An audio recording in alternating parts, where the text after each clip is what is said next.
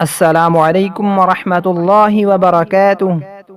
سامعین کرام، آج کی اس ویڈیو میں ہم انشاءاللہ بچوں کے ذہن کو تیز کرنے کے لیے، ان کا قوت حافظہ مضبوط کرنے کے لیے ایک وظیفہ سیکھیں گے۔ یہ وظیفہ قرآن مجید کی ایک آیت کا ہے۔ اگر یہ وظیفہ پڑھ کر کند ذہن بچے کو پلائیں تو انشاءاللہ تعالی بچے کا قوت حافظہ مضبوط ہو جائے گا۔ یہ قرآن مجید کی سورۃ النساء کی ایک آیت ہے۔ اس آیت کو اگر کند ذہن بچے کو یا طالب علم کو 121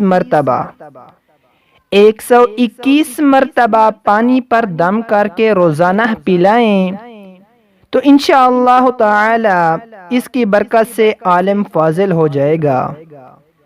اس آیت کو، یہ سورۃ النساء کی آیت ہے، اس آیت کو روزانہ پانی پر 121 مرتبہ پڑھ کر بچے کو پلائیں تو انشاءاللہ بچے کا قوت حافظہ مضبوط ہو جائے گا۔ آیت جی ہے، چلیں اس آیت کو سیکھ لیتے ہیں۔